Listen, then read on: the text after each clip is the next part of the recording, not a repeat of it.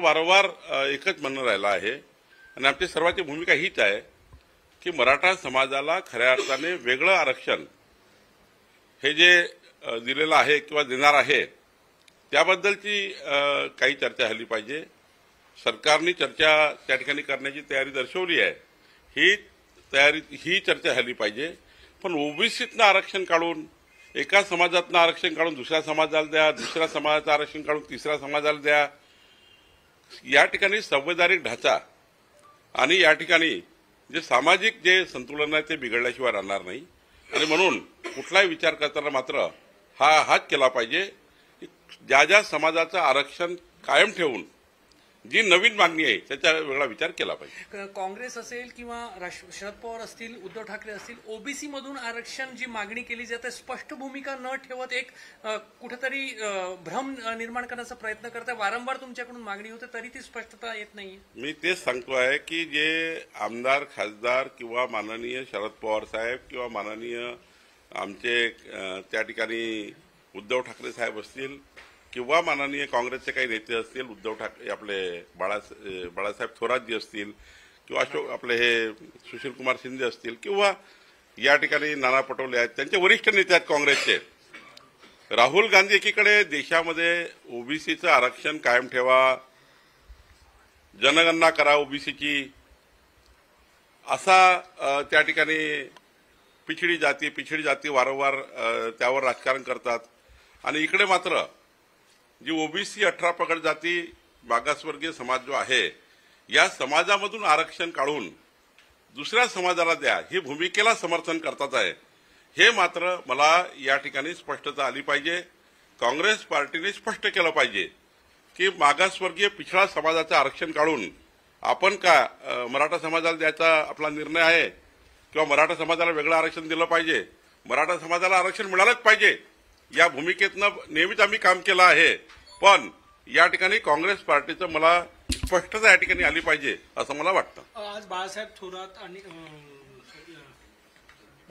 यांनी पाठिंबा दिला जरांगे पाटील, जरांगे पाटलाला पाठिंबा देण्याचं, त्यांच्या मोर्चाला पाठिंबा देण्याचं, आंदोलनाला पाठिंबा देण्याचं कोणाचं नामच नाही आहे। पण भूमिका काय? मागासवर्गीय पिछडा 353 जातीचा 18 पगड जातीचा ओबीसी समाज या समाजाचं आरक्षण काढून आपण इतर समाजाला द्यायचं का?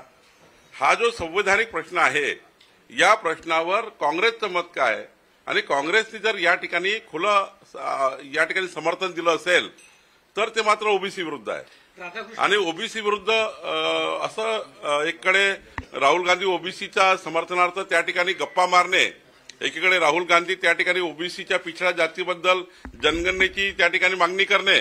माननीय प्रधानमंत्री मोदीजींनी जनगणना तर दिलीच आहे, जातनीय जनगणना दिली आहे, पण एकीकडे अशी नौटंकी करणे, दुसरीकडे असं त्या ठिकाणी सरड्यासारखं पलटणे हे मला या ठिकाणी स्पष्ट होत नाही आहे। खरं तर आज काँग्रेसच्या सर्व नेत्यांनी येऊन स्पष्ट केलं पाहिजे की ओबीसी पिछडा जाती मागासवर्गीय समाजाच्या 18 पगड जाती 353 जातीमधलं आरक्षण काढायचं आहे का, ते दुसऱ्या समाजाला द्यायचं आहे का, की मराठा समाजाला वेगळं आरक्षण दिलं पाहिजे, कुठल्या भूमिकेवर तुम्ही आहे हे स्पष्ट केलं पाहिजे। राधाकृष्ण विखे पाटील आणि उदय सामंत आज जरांगे पाटील भेट घेणार आहे शासनाच्या वतीनं, ते घेतली पाहिजे।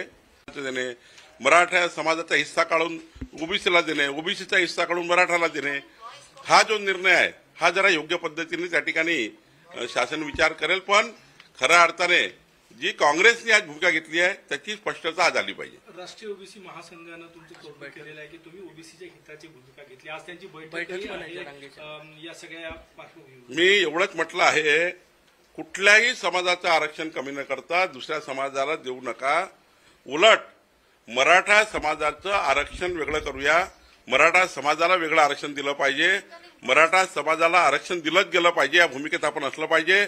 आम्ही त्या भूमिकेत आहोत, आमचे मुख्यमंत्री या भूमिकेमध्ये आहे आणि पहिल्यांदा मराठा समाजाला म्हणजे 50 वर्ष शरद पवार साहेब आणि काँग्रेसचे नेते आणि खास करून मराठा समाजाचे अनेक नेते मुख्यमंत्री पदापर्यंत राहिले, पण कधी मराठा समाजाचा त्या ठिकाणी निर्णय घेतला नाही। देवेंद्र फडणवीस सरकारनंतर पहिल्यांदा मराठा समाजाकरता आर्थिक सामाजिक सर्वेक्षणाचा विषय आला, त्यानंतर त्या ठिकाणी आरक्षणाचा निर्णय झाला। त्यानंतर हायकोर्ट सुप्रीम कोर्टापर्यंत आरक्षण टिकलं. मला वाटतं हे सर्व देवेंद्र फडणवीस सरकारमध्ये झालं. मग माननीय एकनाथ शिंदेजींनी याच्यात पुढाकार घेतला. आता देवेंद्रजी पुन्हा पुढाकार घेत आहे. एवढा सारा पुढाकार मराठा आरक्षणाकरता घेतल्यावरही आणि समाजाचं त्या ठिकाणी वेगवेगळ्या माध्यमातून ज्या मागण्या त्या पूर्ण करत असतानाही या ठिकाणी देवेंद्र फडणवीसजींना नेमकं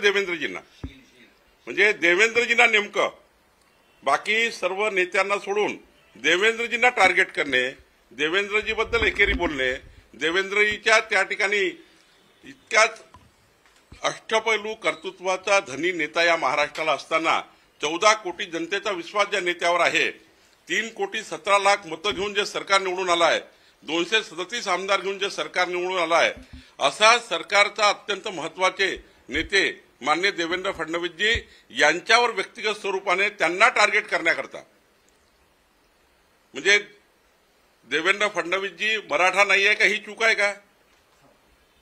खऱ्या अर्थाने ही चूक आहे का?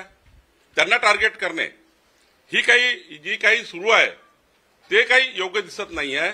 तुम्ही मागण्या नक्की करा, जरूर करा, पण मराठा समाजाच्या माध्यमातून तुम्ही एका नेत्याला त्या ठिकाणी टार्गेट करणे ही भूमिका काही योग्य नाही आणि काँग्रेस पार्टीची भूमिका स्पष्ट झाली पाहिजे. नाना पटोले यांनी काल गोल गोल भूमिका घेतली. स्पष्ट असं म्हटलेलं नाही की ओबीसीतून आरक्षण द्यायला पाहिजे का नाही द्यायला पाहिजे. गोल गोल भूमिका काँग्रेसच्या कुठल्याच नेत्याची नाही. गोल गोल भूमिका घेत आहे. इकडे राहुल गांधी स्पष्ट सांगतात हम पिछड़ा के पीछे है, हम पिछड़ा के पीछे है, पिछड़ा के पीछे है. मग त्या ठिकाणी तुम्ही जे ओबीसी समाजाचं आरक्षण कमी करण्यासाठी जे त्या ठिकाणी आंदोलन सुरू आहे त्या आंदोलनाला पाठिंबा कसा दिला? काँग्रेस पार्टी ठराव घेतलाय का? राहुल गांधींनी तुम्हाला आदेश दिले आहेत का? राहुल गांधीसोबत तुम्ही चर्चा केली आहे का? राहुल गांधीचं म्हणणं आहे का तुम्ही असं करा? नाना पटोले वडेट्टीवारनी स्पष्ट केलं पाहिजे. सुशीलकुमार शिंदेजींनी स्पष्ट केलं पाहिजे की पिछडे जातीचं आरक्षण कमी करून तुम्ही इतरत्र त्या ठिकाणी डायव्हर्ट करण्याचा प्रयत्न करतात, ते कमी करण्याचा प्रयत्न करतायत. हे तुम्हाला त्या ठिकाणी मान्य आहे का? हे काँग्रेसने स्पष्ट केलं पाहिजे. आज मुंबईत बॅनर लागले. तुम्ही म्हणता देवेंद्रजी मराठा नाहीत ही त्यांची चूक. आज बॅनर लावण्यात आले की देवेंद्र फडणवीसांनी काय काय केलं असे बॅनर सुद्धा मुंबईत. मराठा समाज देवेंद्र फडणवीसांच्या मागे आहे, भारतीय जनता पार्टीच्या मागे उभा आहे. पण काही लोक देवेंद्र फडणवीसजींच्या जातीला घेऊन, समाजाला घेऊन, त्यांच्या परिवाराला घेऊन केला असे बॅनर सुद्धा मुंबईत. मराठा समाज देवेंद्र फडणवीसांच्या मागे आहे, भारतीय जनता पार्टीच्या मागे उभा आहे. पण काही लोक देवेंद्र फडणवीसजींच्या जातीला घेऊन, समाजाला घेऊन, त्यांच्या परिवाराला घेऊन या पद्धतीने या महाराष्ट्रामध्ये त्यांना गलिच्छ भाषेमध्ये बोलण्याचा प्रयत्न करतात आहे. महाराष्ट्राच्या 14 कोटी जनतेला हे मान्य नाही. महाराष्ट्राच्या 14 कोटी जनताही सहन करणार नाही आहे. मी वारंवार सांगतो आहे की मराठा समाजाला आरक्षण देणे ही आमची जबाबदारी. आम्ही काम करतोय, आमचं सरकार काम करते आहे. या ठिकाणी आमचे राधाकृष्ण विखे पाटीलजी त्या ठिकाणी उपसमितीचे त्या ठिकाणी आहेत, ते त्या ठिकाणी चर्चा करणार आहे. पण काँग्रेसने मात्र आज आपली भूमिका स्पष्ट केली पाहिजे.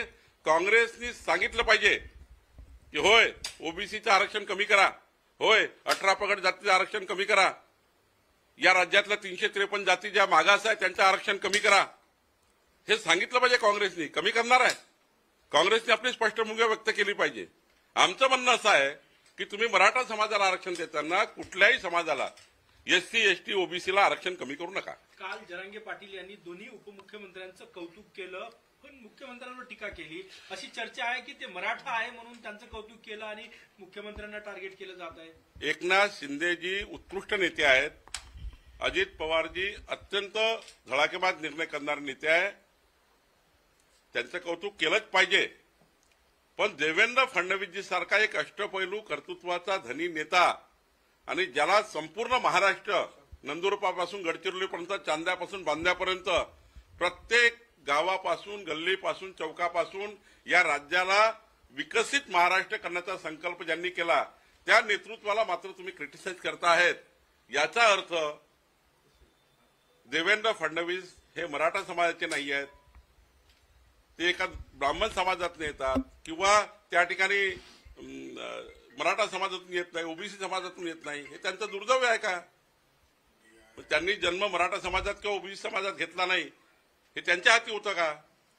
खऱ्या अर्थाने मेरिटवर, खऱ्या अर्थाने त्यांच्या कर्तृत्वाचं या ठिकाणी कौतुक केलं पाहिजे की आज संपूर्ण महाराष्ट्राने कौतुक केलं. 14 ते 19चा काळ, नंतरचा एकनाथ शिंदे साहेबाचा काळ, आत्ताचा देवेंद्रजीचा काळ, ज्यात देवेंद्रजींनी 2029चा विकसित महाराष्ट्र, 2035चा विकसित महाराष्ट्र, 2047चा विकसित महाराष्ट्र याची भूमिका तयार केली आणि या महाराष्ट्राला देशाबरोबर समोर नेण्याचा प्रयत्न करतात आहे. अशा वेळी मात्र त्यांच्याबद्दल गलिच्छ भाषेत बोलणे आणि समाजाला, मराठा समाजाच्या इतर नेत्यांना त्या ठिकाणी त्यांच्या कामाबद्दल कौतुक करणे ते केलं पाहिजे. आम्ही करतो. एकनाथजी सारखा अत्यंत चांगला नेता, अजित पवार सारखा एकदा चांगला नेता आमच्या सरकारमध्ये आहे. आमचे महायुतीचे घटक आहे ते आमच्याकरता महत्वाचे आहे, ते आमचे नेते आहेत. पण एकीकडे असं करताना दुसरीकडे मात्र देवेंद्रजींना क्रिटिसाइज करणे, त्यांच्या जाती समाजावरून, त्यांच्या परिवारावर क्रिटिसाइज करणे हे मात्र महाराष्ट्राला मान्य नाही, हे भारतीय जनता पार्टीला मान्य नाही. राष्ट्रीय ओबीसी महासंघाची जी बैठक होत्या ती त्यांच्या अस्वस्थतेमुळे होत आहे. आश्वस्त सरकारने जरी केलं असलं तरी जरांगे पाटील यांची मुंबईकडे केलेली कूच, त्यांनी केलेली घोषणा आरक्षणाशिवाय पर्याय नाही आणि दुसरीकडे सरकारकडून त्या बाबतीत त्यांचं समाज म्हणून जबाबदारी आहे. ओबीसी समाजाची, ते ओबीसी समाजाची ती संघटना आहे. पण सरकार म्हणून मी सांगतो की काँग्रेस पार्टीने, किंवा आज मी भारतीय जनता पार्टीचा प्रमुख पदाधिकारी म्हणून सांगतो की काँग्रेस पार्टीने आज आपली भूमिका स्पष्ट केली पाहिजे. काँग्रेस पार्टीने सांगितलं पाहिजे की होय, 18 पगड जाती मागासवर्गीय समाजाचं आरक्षण कमी करा आणि इतर समाजाला द्या. ही जी